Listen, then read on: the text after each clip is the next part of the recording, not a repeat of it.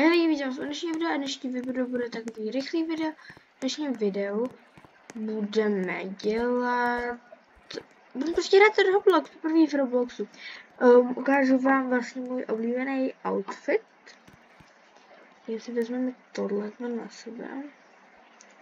Třeba tohleto. Teďka si sem napíšeme nothing.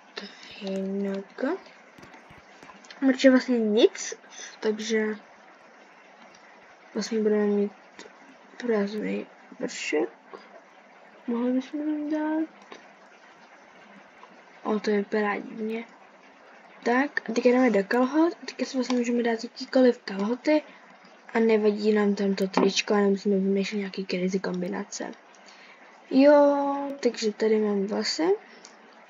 Já reálně mám takový, já vám ukážu moji barvu vlasů. Já mám tohleto, já mám úplně takhle bílý vlasy, takhle hnědý vlasy, někde. A někde mám úplně mega dark, jakože úplně černý. Mám úplně všechny odstíny barev. Tady to se mi líbí. Takhle to prostě budu mít.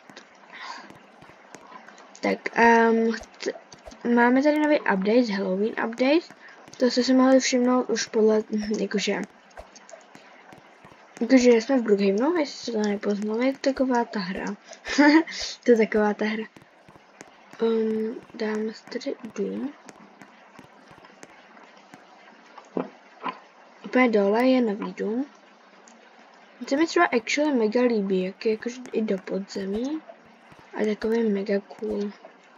Můžu jako i do podzemí, což je první free home. Jo, žádný nemám, vidíte? Hlavně já nemám Robuxy.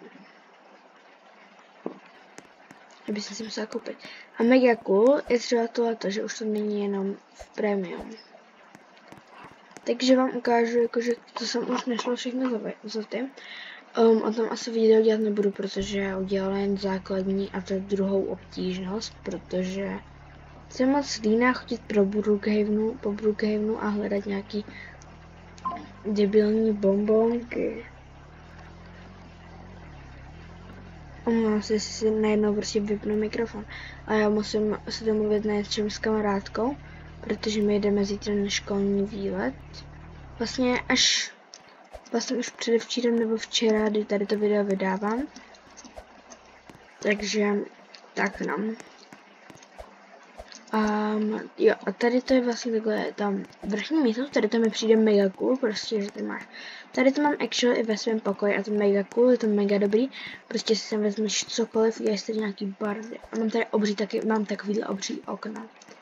Vlastně tady to je dost dobře stvárněný můj pokoj, akorát, že já tady nemám tohleto.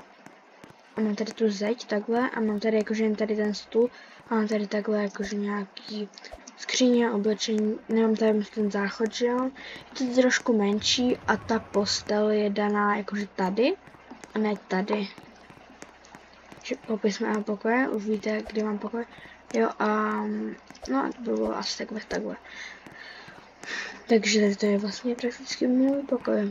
Třeba tady je takovýhle pokoj jsem měla, když jsem byla menší. A my jsme měli jakože, teďka tam z toho je udělaný jakože můj nahrávací studio, protože já vlastně hraju na bicí, takže se jen tak prostě někdy hraju na bicí, tak jsme z toho mýho bývalého pokoje udělali. Takhle nějak to podobně vypadalo, akorát, že byl jako skříně, vypadalo to prostě trošku jinak, ale umíte si to představit. Tady takhle vlastně jsem měla ty bicí, takže teďka to mám všude bicí, je to mega cool. A umím hrát hodně dobře na kytaru, to bicí mi ještě nejde. Tady byla takhle, tady nemáme koupelnu. A tady to vypadá jako prostě mý starší sestry pokoj. Úplně jako. Chci něco ukázat? Secret. Je to mega divný a už tam nebudu líst, protože mi to trošku dělá divně. Kdo to je? Ahoj.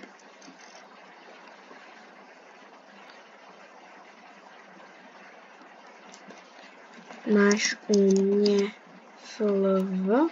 Facebook? Jo, a jestli chcete, abyste mě takhle poznali, tak mi musíte dát follow. Tady to je můj nickname v Robloxu.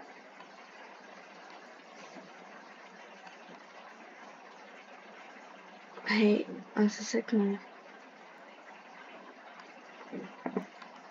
Já teď nemůžu točím na YouTube. Doufám, že jsem nenaštven, můj fanoušek.